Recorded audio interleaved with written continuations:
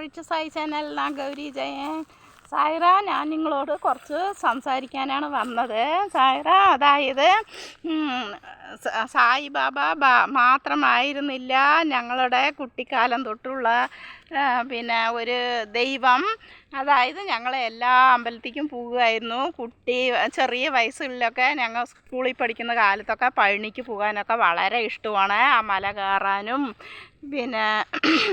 അവിടുത്തെ കളിപ്പാട്ടങ്ങളും മാലകളും വളകളൊക്കെ വാങ്ങിക്കാനായിട്ട് പഴനിക്ക് പോവുക, എനിക്ക് മുരുകനെ ഇഷ്ടമാണ് എന്നൊക്കെ പറഞ്ഞാണ് അച്ഛനും അമ്മയും എല്ലാം ടോർച്ചിൽ ചെയ്ത് ഞങ്ങൾ സ്കൂൾ പൂട്ടിക്കഴിഞ്ഞാൽ പഴനിക്ക് പറഞ്ഞിട്ട് അപ്പം മുരുകനെ ഇഷ്ടമായിരുന്നു. ഇപ്പോഴും ഇഷ്ടം തന്നെയാണ്, എല്ലാ ദൈവവും ഇഷ്ടം തന്നെയാണ്.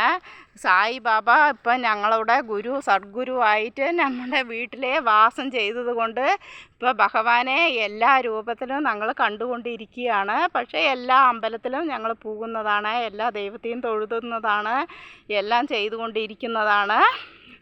അങ്ങനെ പിന്നെ ഒരു കാര്യം പറയാനുള്ളത്, ഇപ്പോൾ അത് സങ്കടകരമായ ഒരു കാര്യമാണ്. ഏത് അമ്പലത്തിലും ആയാലും കുറിപ്പിട്ടൊന്നും ഞാനിപ്പോൾ പറയുന്നില്ല.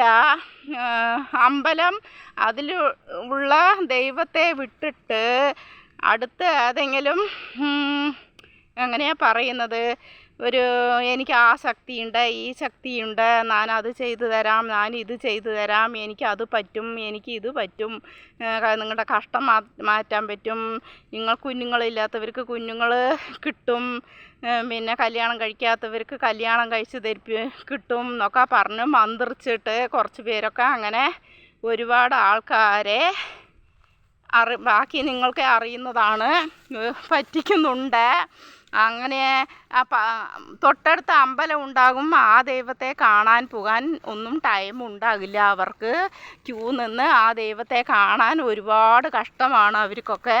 പക്ഷേ ഇങ്ങനെയുള്ളവരെ കാണാനൊക്കെ റൂം എടുത്ത് 2 ദിവസമോ 3 ദിവസമോ ഒരാഴ്ച വേണമെങ്കിലും അവർ ഇരുന്ന് അവരെ കണ്ടിട്ടായിരിക്കും, അവർക്ക് ഇഷ്ടത്തിന് പണവും കൊടുത്ത് എന്നിട്ടായിരിക്കും അവർ വരുന്നത്. പക്ഷേ അമ്പലത്തിൽ പോയി ആ ഭഗവാനെ നമ്മൾ കുറേ നേരം കണ്ണടച്ചു ഇരുന്ന് തൊഴുതാനോ ഇല്ല സമാധാനത്തിലിരിക്കാനോ ക്യൂ നിന്ന് സമാധാനത്തിന് പോകാനോ ഒന്നിനും നേരമില്ല. അങ്ങനെയാണ് ഈ കാലം. അതായത് സത്യത്തിന് ഒന്നും ഇപ്പോൾ യാതൊരു വിലയുമില്ല. അങ്ങനെയാണ്, നമ്മളൊന്നും പറയാനോ ഒന്നും ചെയ്തിട്ട് ഒരു കാര്യവുമില്ല. അങ്ങനെയായിപ്പോയി. എന്നിരുന്നാലും സത്യം വിജയിക്കും എന്നുള്ള ഒരു ധൈര്യവും ഇതുമാത്രം നമുക്ക് മതി സായിറാം. അതായത് ഞാൻ ഈ ഭാവിയെ വെച്ച് പൂജിക്കുന്നത് ഒരുപാട് ഒരുപാട്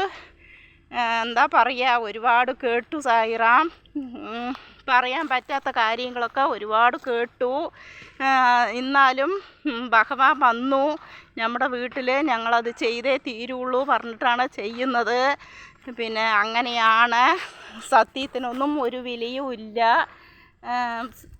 അസത്യത്തിന് മാത്രമാണ് ഇപ്പോൾ ഒരുപാട് ആൾക്കാർ അവർക്ക് അതിലാണ് വിശ്വാസം. എന്താ ചെയ്യുന്നത്, ദൈവം നമുക്ക് കാണുന്നതല്ല, കണ്ണിലേക്ക് കാണുന്നതല്ല, ഏതെങ്കിലും രൂപത്തിലായിരിക്കും നമുക്ക് കാണുന്നത്. അങ്ങനെയായിരിക്കും നമുക്ക് ദൈവം ഹെൽപ്പ് ചെയ്ത് തരുന്നത്. അത് നമ്മൾ അറിയുന്നില്ല. നമ്മൾ നല്ലത് ചെയ്തിട്ടുണ്ടെങ്കിൽ നല്ലത് നമുക്ക് ഭഗവാൻ തരും. നമ്മൾ അതിന് ആപ്പോസിറ്റ് ചെയ്യുകയാണെങ്കിൽ നമ്മളറിയാതെയാണ് നമുക്ക് കഷ്ടങ്ങൾ വരുന്നത്. അത് നമുക്കറിയില്ല.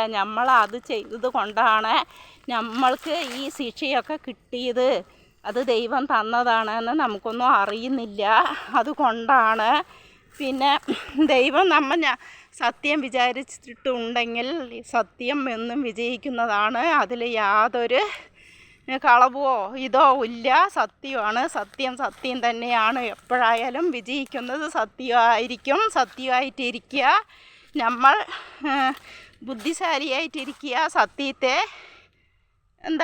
സത്യത്തെ നമ്പുക, അസത്യത്തെ നമ്മൾ തിരിച്ചറിയാൻ പഠിക്കണം. അസത്യം ഏതാണ്, സത്യം ഏതാണെന്നൊക്കെ നമ്മൾ തിരിച്ചറിയാൻ പഠിക്കണം സായിറാം. അതാണ് ഞാൻ പറയാനുള്ളത്. എനിക്കിപ്പോൾ ഇതൊക്കെ സംസാരിക്കുന്നത് എന്താണെന്ന് വെച്ചാൽ എനിക്ക് വേറെ കൂട്ടൊന്നും എനിക്ക് അച്ഛനോ അമ്മയോ ഇല്ല, സംസാരിക്കാനോ ഇതൊന്നുമില്ല. ഇപ്പോൾ നിങ്ങളൊക്കെ കിട്ടിയിരിക്കുകയാണ്. എനിക്ക് അച്ഛനായിട്ടും അമ്മയായിട്ടും സഹോദരനായിട്ടും സഹോദരിയായിട്ടും അനിയനായിട്ടും അനിയത്തിയായിട്ടും ഒക്കെ എനിക്കിപ്പോൾ നിറയെ പേരുണ്ട് എന്നുള്ള എനിക്കൊരു തോന്നൽ.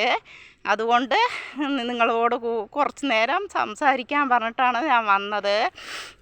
സായിബാബയുടെ പൂജ രാവിലെ കഴിഞ്ഞു സായിറ. ഇനി വൈകിട്ട് ഈവനിങ് ആരതി ഉണ്ടാകുന്നതാണ്.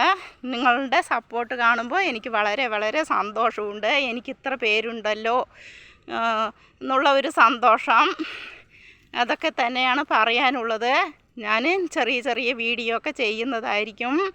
നിങ്ങൾ ഒരു ലൈക്ക് തരിക.